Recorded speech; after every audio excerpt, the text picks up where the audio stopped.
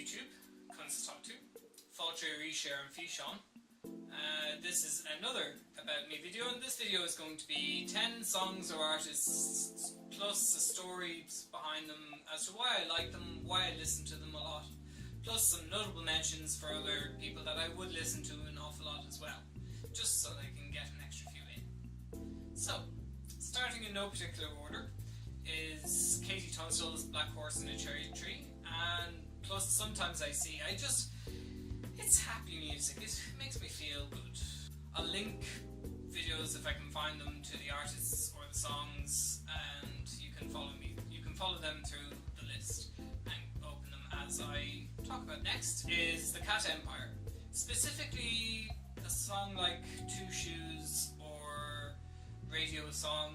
They're very upbeat, plus a lot of their new music from the Steal the Light album is very, very good. I do like it. My friend Brian got me into these guys, plus another band that I'll mention, and it's just been really lively, jazzy, reggae-ish music, and I really enjoy it. So again, they'll be linked somewhere. Hozier is kind of somebody that I always kind of listened to.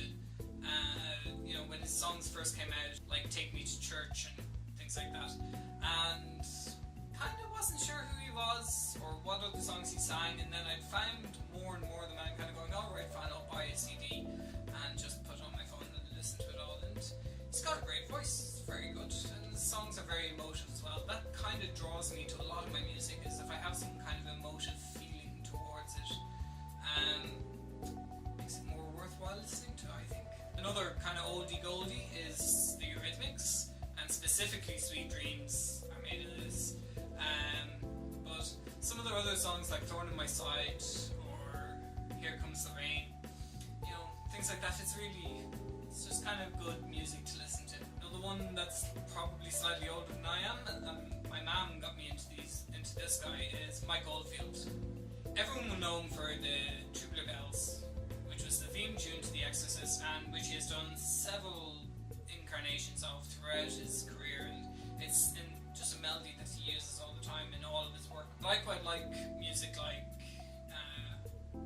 Over the Clouds. The Bell is one of my favourites. I don't know, it's again kind of really good vibey music. That's what I'm going to be saying about a lot of these. Next on my list is Jacob Bug, who's a new upcoming, well, I say new, he's been out for a couple of years, but he's an up-and-coming English artist.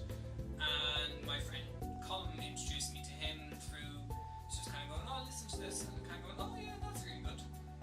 Found his music on YouTube, found his CDs in a shop, and was like, okay, cool. He has a new CD coming out as well that I have to get at some stage. I think it's not out on iTunes yet, but I don't use iTunes, so I'll wait for the CD.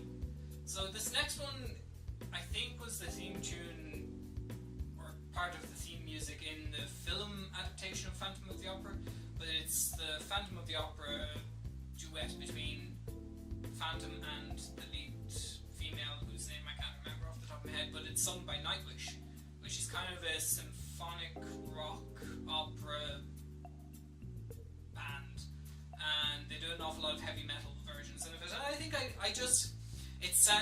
it sounds really good. I almost need one of those penny jars or something that they had in Top Gear for, all these emotive words that people use for cars and songs and films and things like that. I'll be feckin' rich by the end of this video. The next one on my list is Keela. Again, my friend Brian introduced me to this band through the song Glonfic Meg, which I think has something to do with cleaning, or eye clean or something. My Irish grammar has gone completely to shit, but Glon, as far as I know, is clean. But I must look up the English language version of the lyrics. I say that all the time, but I like listening to it. Again, Irish trad music, very good. Lots of beat, lots of rhythm, lots of energy. It's like 10 or 12 members of the band, and they're all playing together, and it's really good. I went to see them live. I have a video of it, a link, and yeah, really enjoyable. They also played, I think they opened for McBusted. Did they open for McBusted? I think they did. Or did they? I think they did. Next to last in the official is Coldplay. I've always gone through a bit of a love affair with Coldplay. It's kind of, oh, that's a really good song, that's not so good. This album was good, that album was not so good. This album was brilliant. And I started off initially with Clocks, and then I went backwards to Parachutes, their album Parachutes. That was really good. Rush of Blood to the Head was fairly good. X and Y was okay. Viva La Vida, or whatever the heck it wasn't as good as X and Y.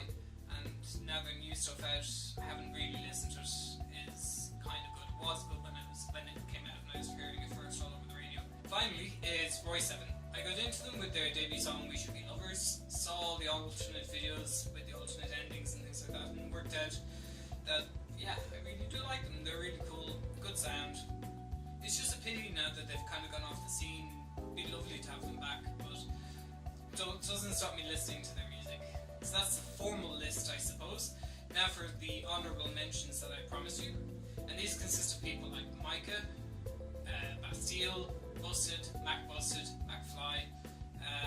Yeah, I just like their music. The Guru Armada, particularly their song At the River.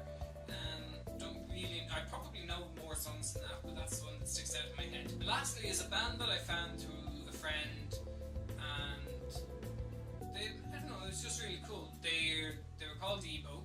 They had most of their music on MySpace, and my favourite song of theirs was the song Paper Planes. And I kind of had another band that's a similar genre called Pile of Light, but I'm not really listening to them as much. I only got the one single from them. Don't really know what they're up to, but the single I have is very good as well. So that is that. That wasn't so bad. It's going to be a slightly longer video than the last one I made. It's not difficult to make these videos, but it's just difficult when you're out of practice vlogging and speaking to the camera. You know, that kind of thing. Anyway, as always, YouTube, Guru Mila Mahagod for watching. Definitely leave comments down below if you like some of the music, if you don't like some of the music, if you think there's something that I'd like better that you think might make it into the top 10. Definitely let me know.